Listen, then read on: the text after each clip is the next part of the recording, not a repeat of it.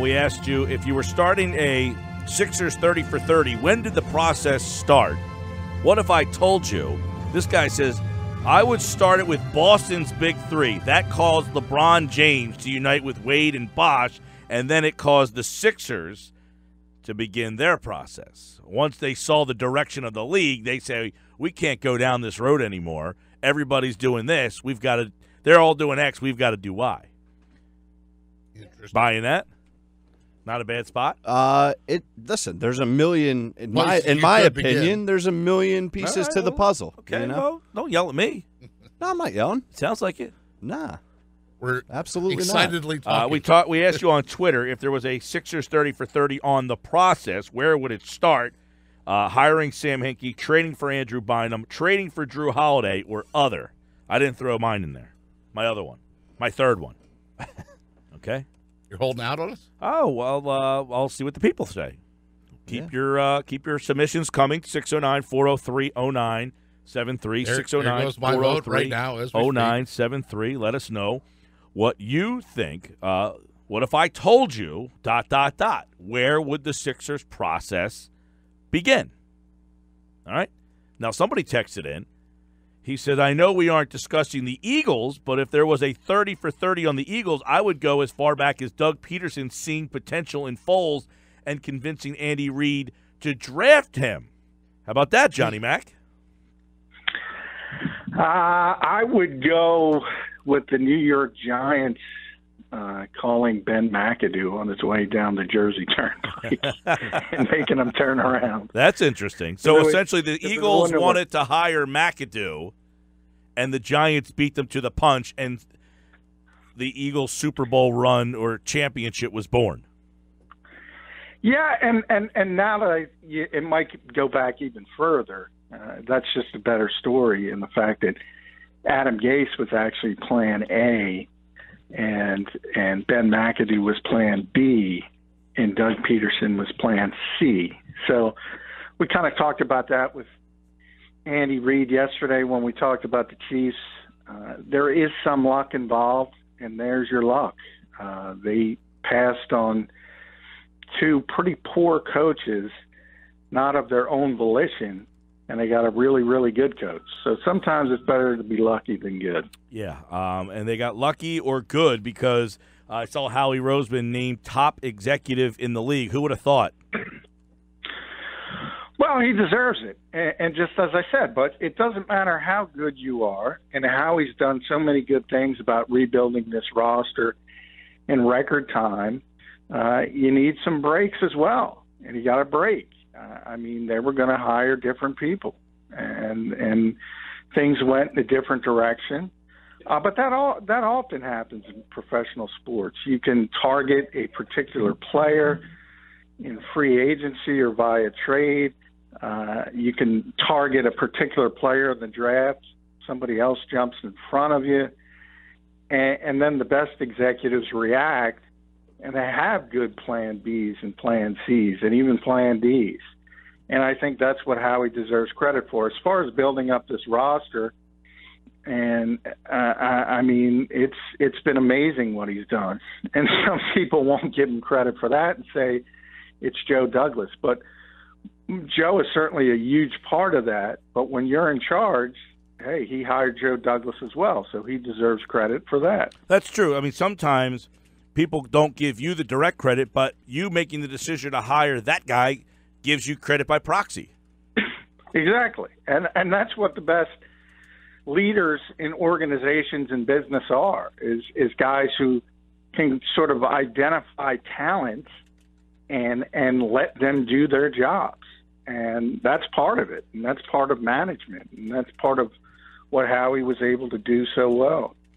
Johnny Mac's with us. We will get into our previews. Today we are taking a look at one team from the AFC and one team from the NFC West. Our teams today are the Chargers and the Seahawks. We'll dive into them in just a little bit. But the top 10 players had an Eagle way at the top of that list, John. And it was, you talk about luck, they ended up with Carson Wentz, and right now they believe he's the third best player in the entire league. That's sometimes getting lucky to get a guy like that. But Roseman put him in that spot. Yeah, I mean, they traded up twice to get Carson Wentz, and they identified the player they wanted. And they wanted Wentz, make no mistake. That's not one where, the narrative coming out of the Novacare complex is the Eagles would have been happy with Jared Goff or Carson Wentz. No, they wouldn't have. They wanted Carson Wentz, and that was the player they always targeted and were comfortable the Rams were going in a different direction. So they deserve all the credit for identifying the quarterback they wanted and going up and go getting them. So I think that's one that's sort of overt, that they should put a check mark in the column of Howie Roseman and everybody else in that organization. And let's be honest, if Carson doesn't tear his ACL, he's probably number one on that list. He's probably the MVP of this league. And lists don't mean anything, but that tells you what he's thought of around this league. And that's why I've been saying all throughout the offseason, and it's still, I wouldn't say with a lot of people, but there's this silly kind of thing that Nick Foles deserves this or deserves that. It's not close. Carson Wentz is the starting quarterback of this team, and when he's deemed healthy, he'll be the starting quarterback of this team. It's another example of why. Number 3 in this league, that's how good he is.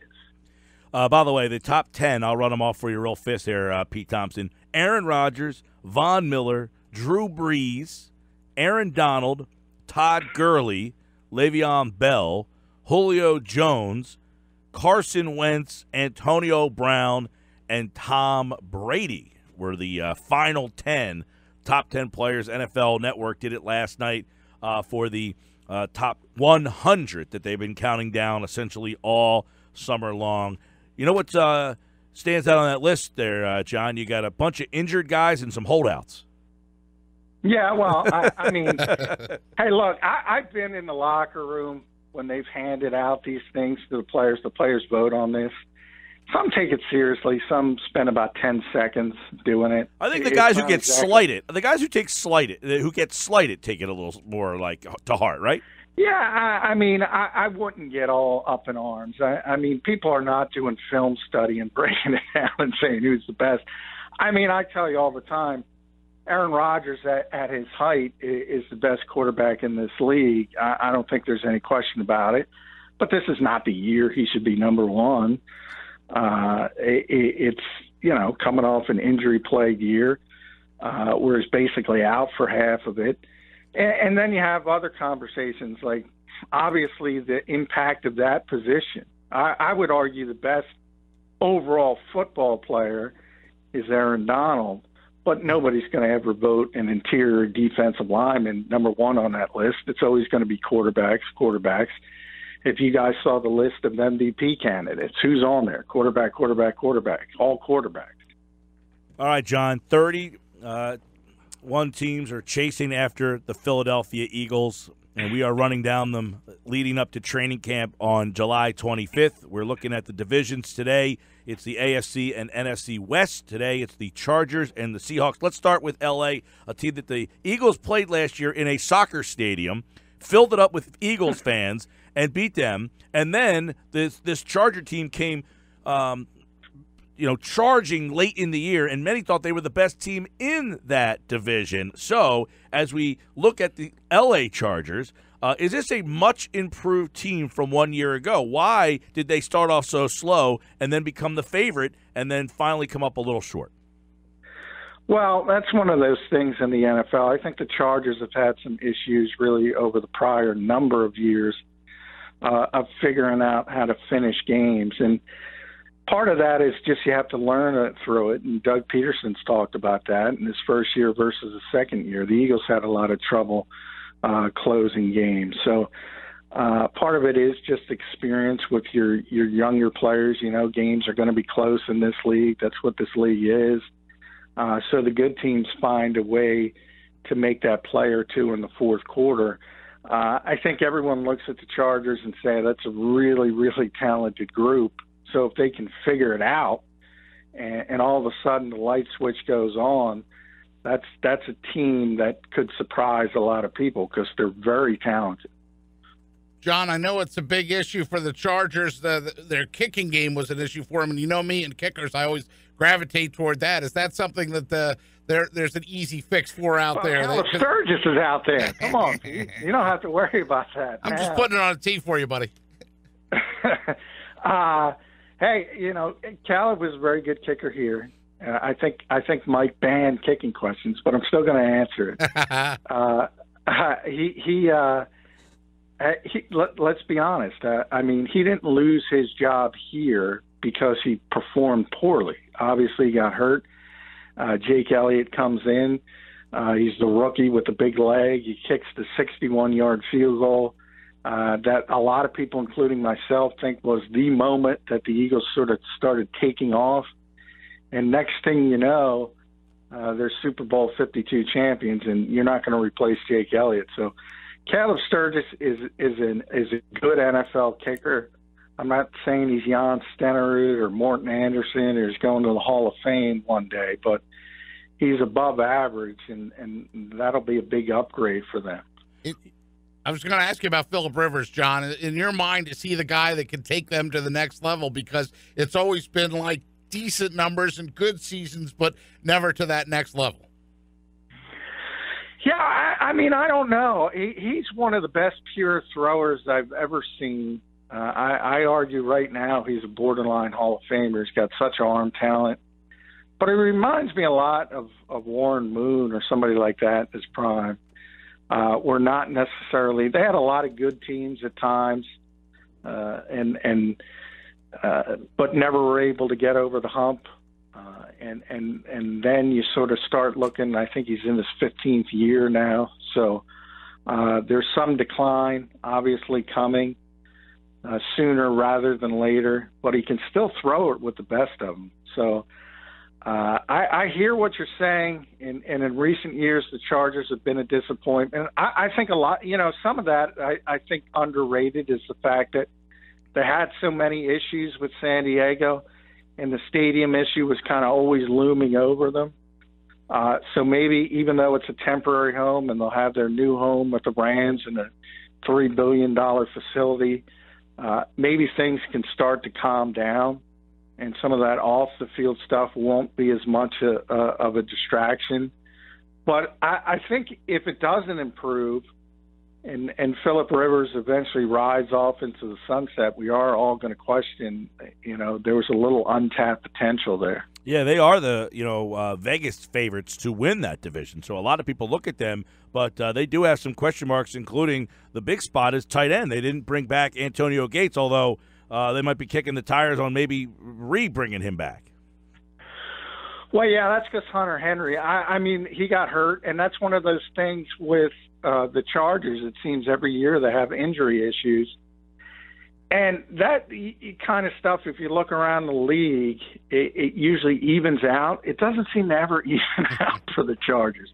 They don't have a healthy year. We'll see how it shakes out, but that's one really, really key injury already that he's not going to be there for him all year, and they were counting on him. That is a very high-ceiling player that they thought was ready to take off and be one of the better tight ends in this league. So there's already a big concern there. John, here's a position that doesn't get talked about a lot. Can Mike Pouncey at center bring that much of an improvement to the Chargers, stabilizing the line and what he brings to the table?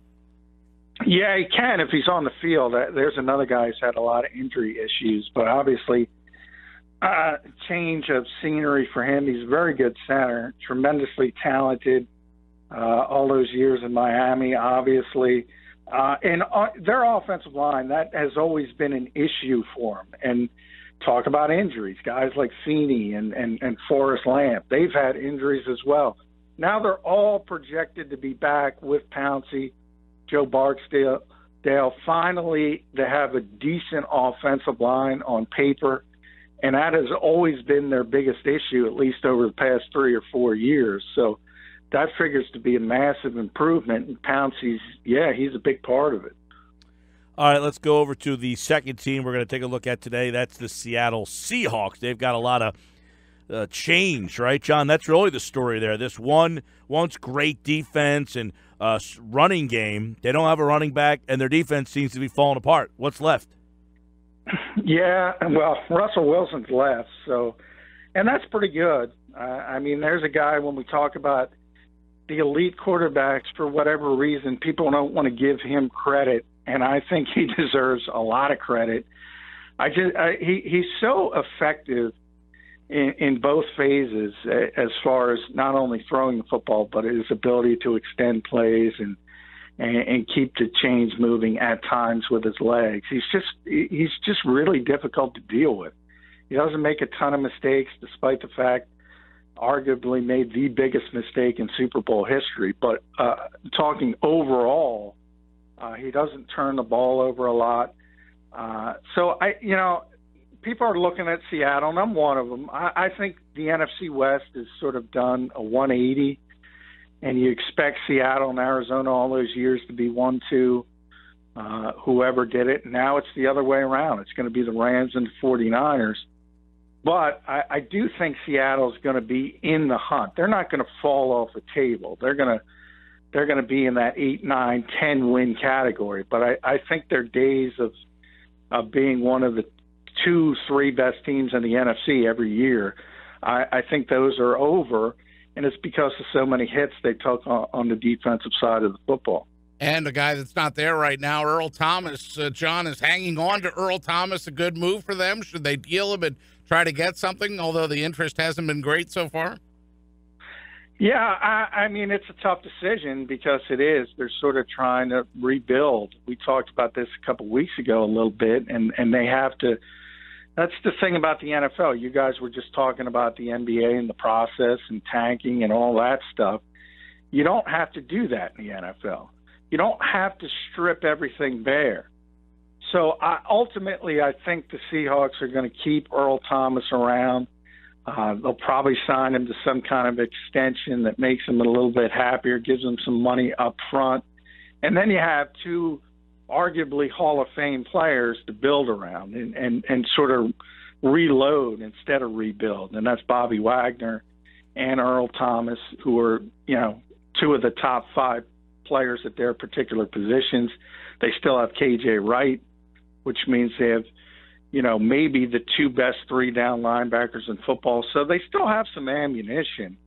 They lost Michael Bennett, Sheldon Richardson, Cliff Averill. So big hits on the defensive line. Obviously lost Richard Sherman.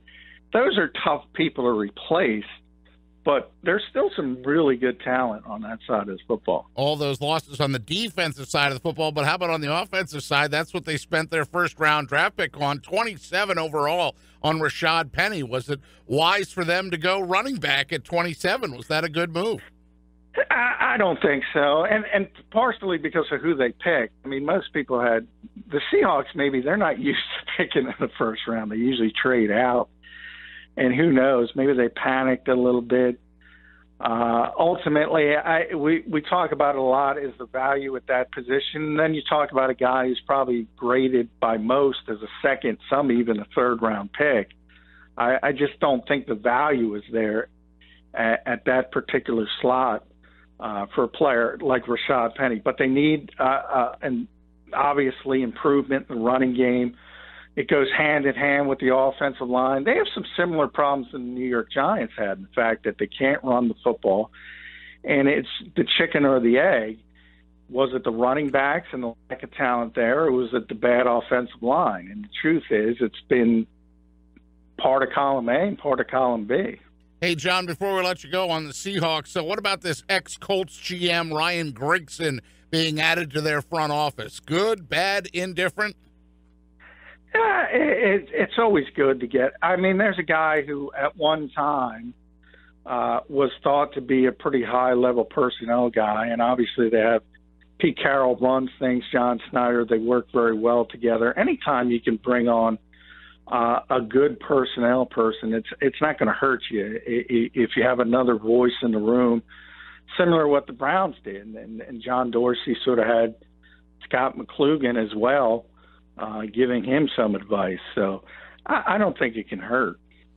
Johnny Mac here. We're taking a look at each two teams a day in the divisions leading you up to July 25th when the Eagles begin their training camp. These are all the teams trying to catch Philadelphia for that Super Bowl trophy. And Johnny Mac appeared via the Boardwalk Honda hotline. John, take care, pal. Hey, thank you, guys.